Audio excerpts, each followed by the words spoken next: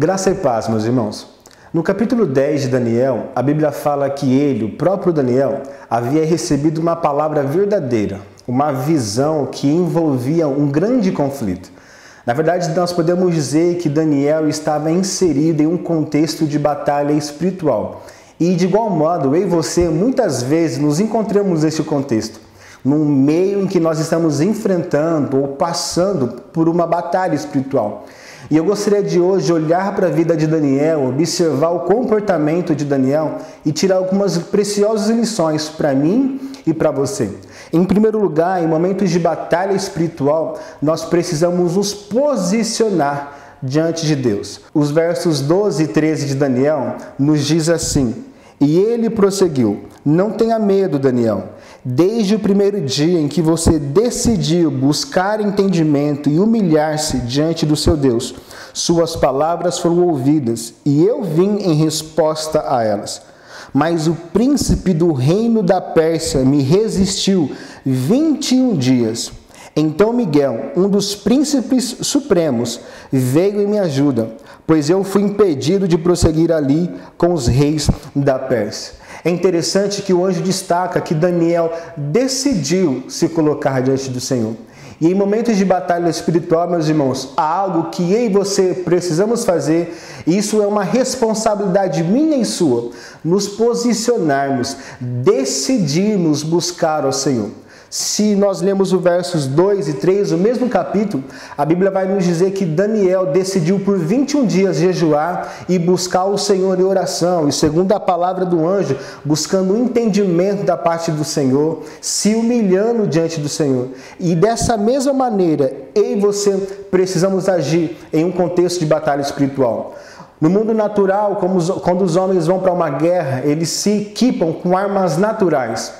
Mas num contexto de batalha espiritual, eu e você precisamos nos equipar, nos revestir de armas espirituais. Nós podemos falar da oração, da palavra, do jejum.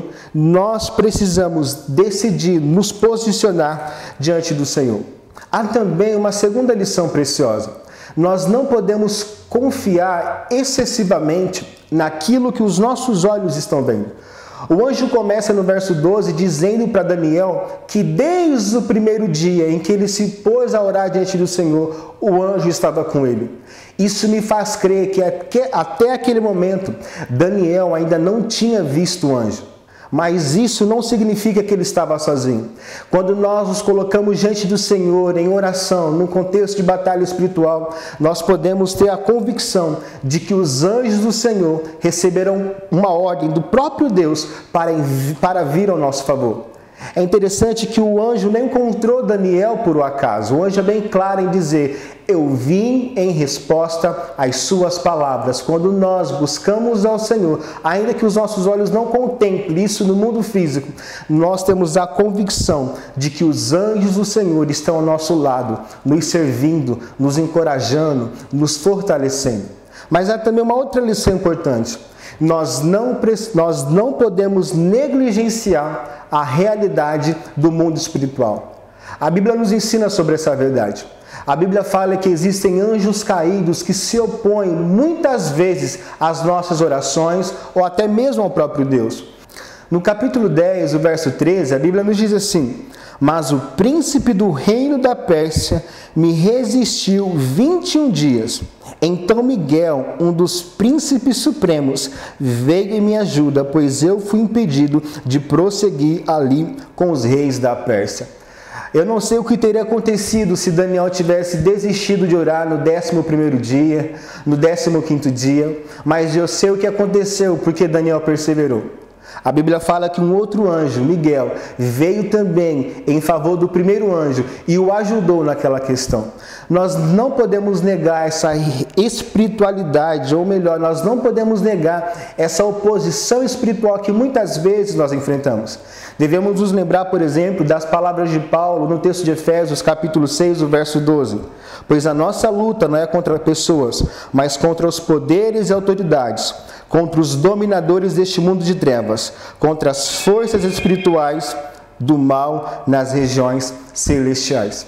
Se você estiver em momento de batalha espiritual, lembre-se, você precisa decidir se posicionar diante do Senhor. Não confiar sempre naquilo que os teus olhos estão mostrando a você.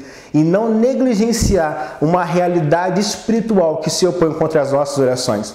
E eu gostaria de terminar esse vídeo lendo as palavras finais daquele anjo para Daniel no verso de número 19, que ele diz assim: ele disse, não tenha medo, você que é muito amado, que a paz seja com você, seja forte, seja forte.